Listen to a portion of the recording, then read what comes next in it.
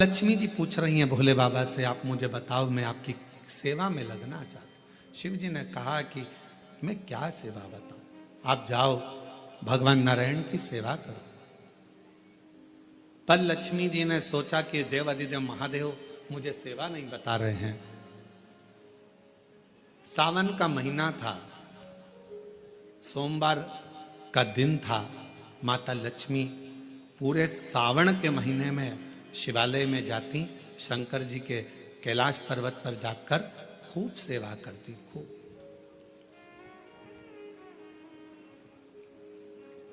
प्रथम सोमवारी निकल गई, द्वितीय सोमवारी निकल गई, तृतीय निकल गई, चतुर्थ आ गई। सोमवारियां निकलती चली गई। सावन का आखिरी सोमवार, देवाधिदेव महादेव प्रसन्न हो गए। लक्ष्मी को बुलाया, हे लक्ष्मी, पूरी दुनिया में केवल महासंबोधन मेरे नाम के आगे लगा है। लोग मुझे देवाधिदेव महादेव कहते हैं। सारी पुराणों को केवल पुराण कहा जाएगा, पर शंकर की पुराण को भी महासंबोधन से संबोधित किया जाएगा, शिव महापुराण। लक्ष्मी,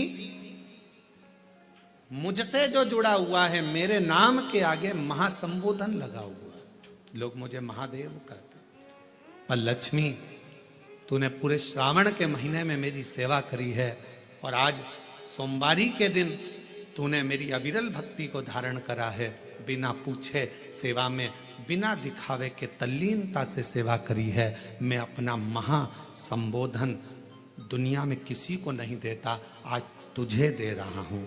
और लक्ष्मी केवल लक्ष्मी नहीं रही, उस दिन से लक्ष्मी मां लक्ष्मी।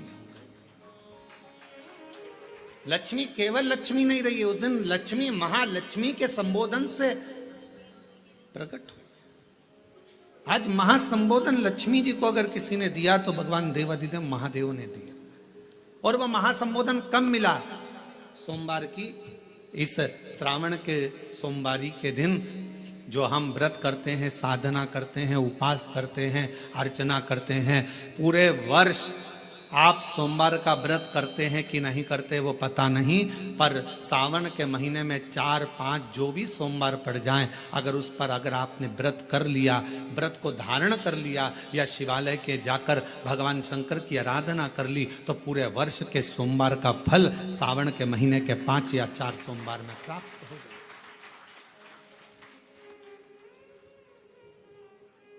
श्रावण के सोमवार की इतनी महत्वता है।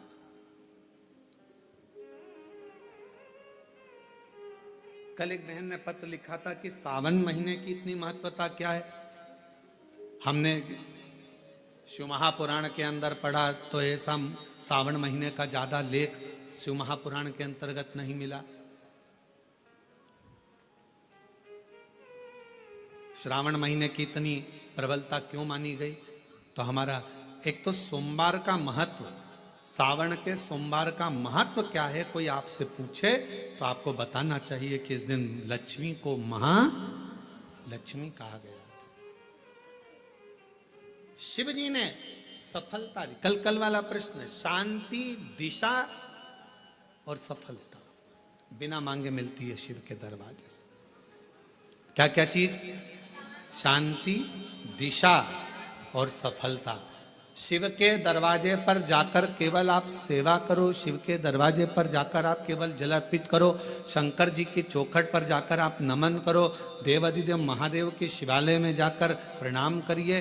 भगवान शंकर की चौखट पर, द्वार पर अगर आप जा रहे हो, 3 चीजें आपको मांगना नहीं पड़ेगी। जैसे लक्ष्मी जी ने शिव जी से नहीं मांगा कि मुझे महासंबोधन दो, लक्ष्मी जी ने नहीं मांगा कि मुझे भगवान विष्णु दो, लक्ष्मी जी ने नहीं मांगा कि मुझे ये देना। लक्ष्मी जी तो शंकर भगवान की सेवा में लग गई, तो लक्ष्मी जी को 3 चीजें अपने आप मिल गई। एक, शांति हृदय की, दूसरा दिशा, लक्ष्मी जी को कहाँ जाना है, और तीसरे नंबर पर सफलता। माता लक्ष्मी केवल लक्ष्मी नहीं रही, उनको महालक्ष्मी कहा गया। महालक्ष्मी। और फिर समझ लीजिए, लक्ष्मी में और महालक्ष्मी में बहुत बड़ा अंतर है। जरा सावधानी से सुनिएगा कथा को। आज सोमवारी का दिन है, सावन के महीने का। तो जितने शिव भक्त ऑनलाइन कथा को सुन रहे हैं, जितने आस्था चैनल पर, फेसबुक, यूट्यूब पर कथा को श्रवण कर रहे हैं, वो भी सावधानी से सुनिएगा। लक्ष्मी में और महालक्ष्मी में भी अंतर।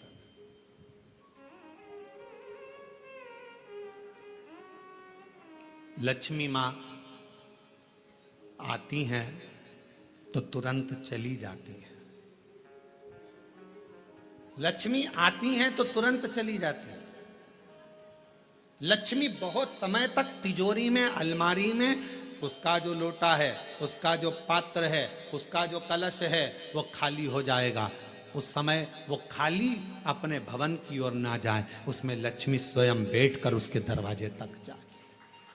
शंकर मंदिर में कई लोग कहते हैं, गुरुजी अगर कोई खाली बर्तन सामने से आता है तो वो तो अपशगुन होता है। खाली पात्र अगर देखते हैं जाते समय तो अपशगुन होता है। परशु महापुराण की कथा कहती है, कोई महिला, कोई बच्चा, कोई स्त्री, कोई पुरुष, कोई घर का बेटा, बहू, बेटी, कोई आदिक वृद्ध जन भी अगर मंदिर में शंकर जी के जल चढ़ाकर लोटा लेकर आ रहा है तो वो लोटा, वो पात्र कभी खाली नहीं माना जाता। उसमें महालक्ष्मी का वासा माना जाता है, उसमें लक्ष्मी का प्रवेश माना जाता है। वो महालक्ष्मी से परिपूर्ण है। क्यों? तो आप लोगों को बार बार कहते हैं कि वहां से आओ तो थोड़ा सा पानी लेकर आना, अपने घर में छिटना, क्योंकि इसमें महालक्ष्मी विराजमान हो जाती है। महालक्ष्मी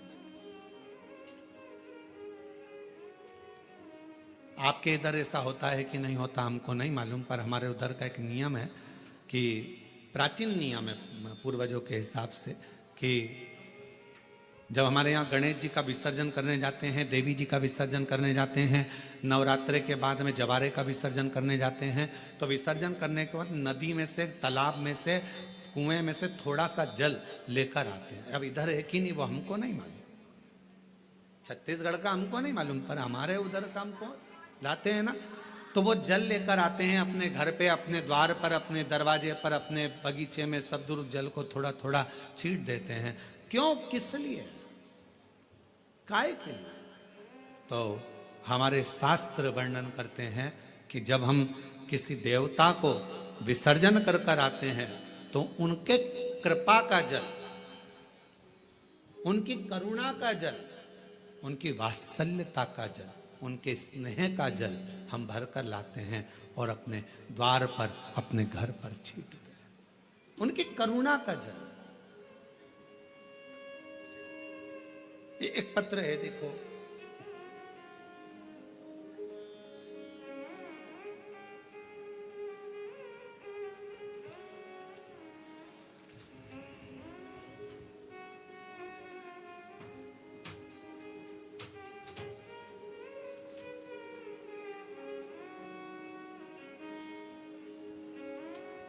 पर तेरी कथा सुन रही हूं और वो सियोर वाला महाराज कहता है कि दिल से मांगोगे तो सब कुछ देगा। मुझे मुझे मुझे संतान दे दीजिए, मेरा पुत्र मुझे वापस दे दो।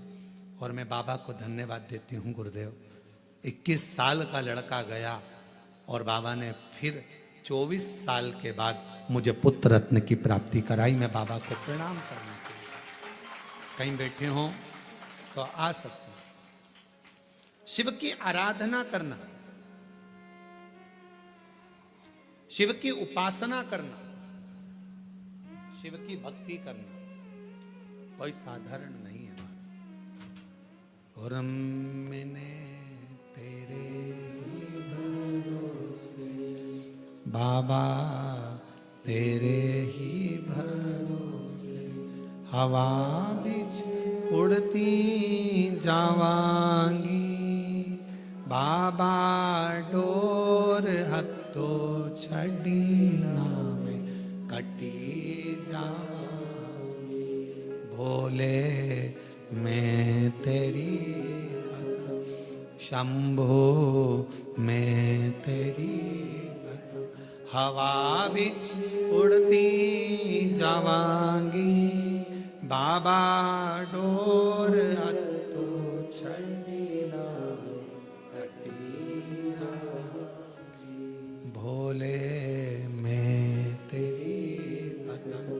शंभु में तेरी बदन। शिव के प्रति एक आश्रितता हो आप।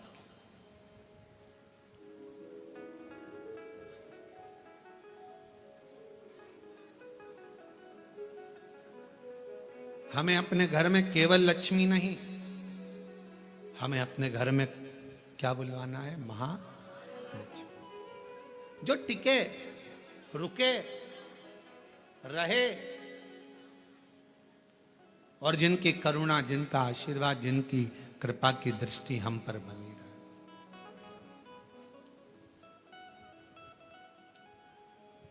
जिनकी करुणा की दृष्टि हम पर बनी रहे, जिनकी दया की दृष्टि हम पर बनी रहे।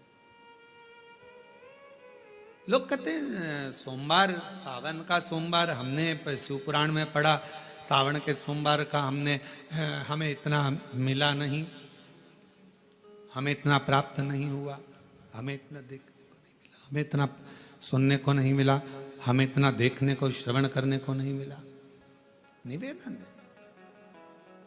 अब कोई पूछे कि श्रावण का इतना महत्व क्यों है? बैसाख का महीना भी आता है, ज्येष्ठ का महीना भी आता है, आषाढ़ भी आता है, भादो भी आता है, कार्तिक भी आता है, सारे महीने आते हैं, माघ भी आता है, फागुन भी आता है, ज्येष्ठा भी आता है, सारे महीने आते हैं। पर उसमें सबसे ज्यादा श्रेष्ठ शंकर भगवान के लिए अगर सबसे ज्यादा प्रबल माना जाता है तो श्रावण का महीना माना जाता है। आखिर श्रावण के महीने में ऐसा हुआ क्या था? श्रावण के महीने में इतना जरूर हुआ कि मंथन हुआ, मंथन में जो विष निकला भगवान शंकर ने पिया और देवताओं ने जल अभिषेक करा। तो ये तो है